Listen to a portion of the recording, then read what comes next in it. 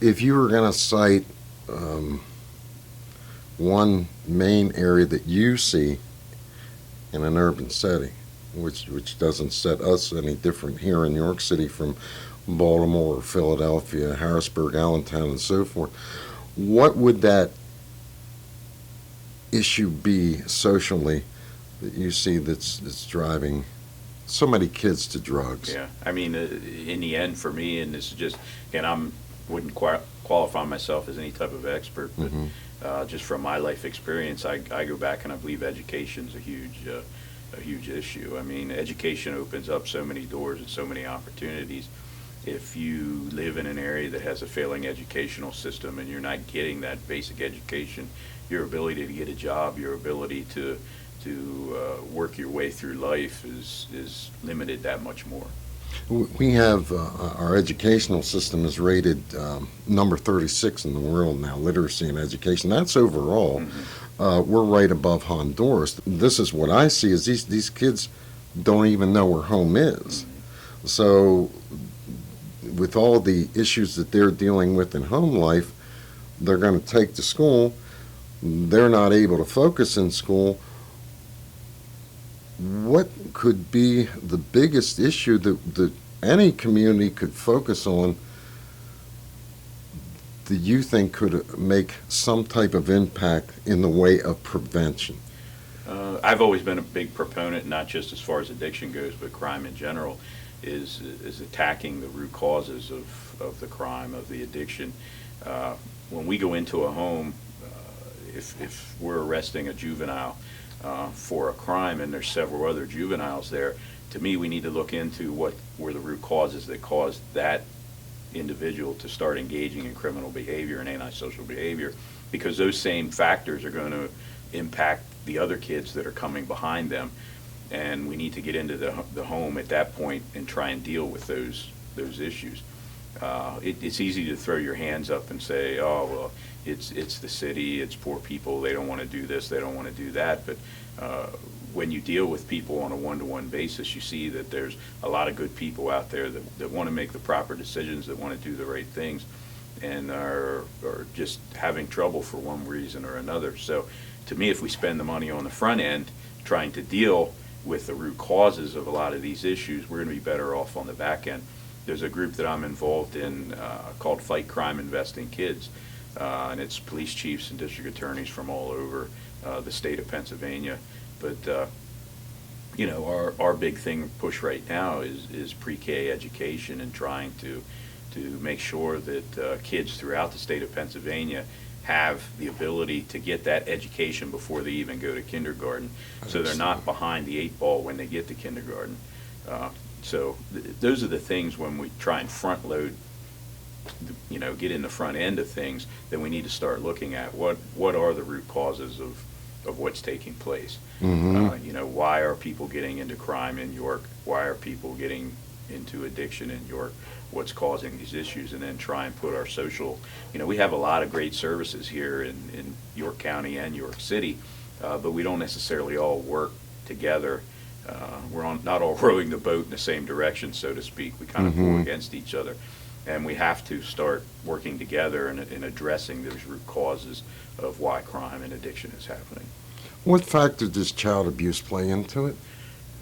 It's another one of those root causes, I believe. When you look at the amount of child abuse, especially sexual child abuse that's taking place, again, not only in the city, but throughout the county and our state and our nation, those individuals then, they're traumatized, they're impacted for life. We have to make sure that they have the proper services to try and help them through that problem, or all they're going to do is turn to possibly a lifestyle of addiction, possibly crime. Again, I'm not an expert, but there's a lot of studies out there that show that people that are molested as children go on to molest later on in life. So we have to deal with that issue in the very beginning once that trauma occurs, to try and have an impact on that person's behavior later on in life. And that's what I've done here with Heroin Project. I want to work on the prevention side. I want to work on the social issues, and I've chosen child abuse and the specific issue you're talking about as what I see as the leading problem to address, to point out, but not only to point out, then these kids need a purpose. If you hit them at the range where they're most likely to turn to drugs is in that 13, 25-year-old age group, could even be younger. They're getting all the wrong messages from the music, from everything else that they receive, and I'm sure they're very confused and lost. So if we work in the arts, performing of that, to push back, the people working in the arts, along with this, have been down the same road. They're sending the message out and try to form that movement, because oftentimes what I see is the adults are talking to adults, but they're not talking to the kids. Yeah, we don't listen to the children very much at all. And I mean, just think back to your own childhood when you were a teenager or a preteen. You get into that period, you believe you're invincible, you're very experimental. There's no boundaries for you unless someone sets those boundaries for you. And there has to be people that have a positive influence on the person's life to be able to set those boundaries for them. And if they're not there, they can really go off course. Back when I was a real cop and was on the street working, I did a lot of gang work. And, one of the things of all the various programs that have been tried throughout this country, the one thing that continually works is mentor programs. People that come from broken homes, that have possibly parents that are addicted or into things that they shouldn't be. There has to be a way to get that person a positive influence in order to straighten them out, or they're just going to follow the same path. We come across the kids a lot of times that are out past curfew, and sometimes they're out past curfew because they don't want to go home, because the home life isn't what it should be. So to them, they're safer out on the street than they are going home to an abusive family, to a mother or father that's addicted, to a single-parent household. So they'll spend their night out on the street, basically homeless, and then go to school the next day, and you have kids with their younger siblings that are trying to help them get through. So you have kids raising kids, and it just is this downward trend. Mm-hmm. I being over at the Salvation Army, talking to their leaders and volunteers and so forth, they say, the kids that come there for the after school, the latchkey programs and so forth, they don't want to go back home. Mm-hmm. And now they've started the higher end groups to take them into high school and so forth. But what they'd really like to do is also have a summer program.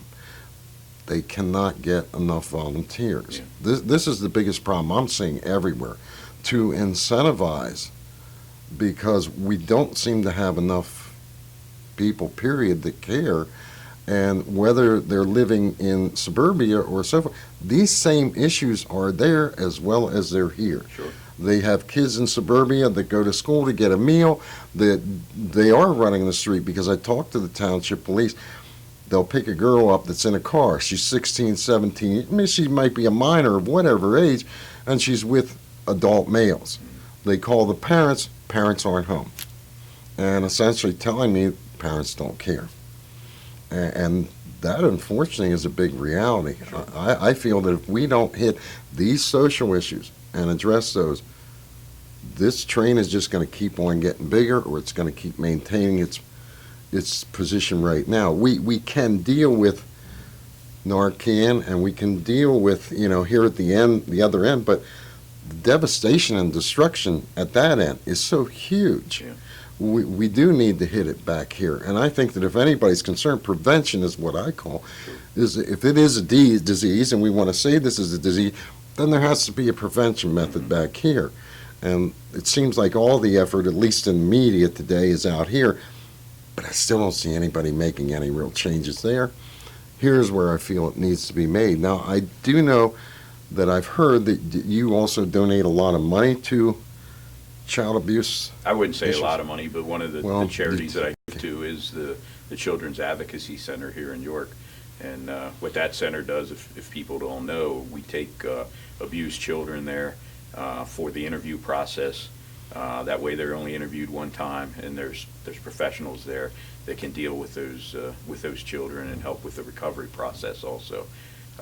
there's a lot of great people that are working at the CAC, at Children and Youth Services, a lot of very underpaid people and overworked people, and that's one of the big issues is the lack of resources in those areas, and it's an important area.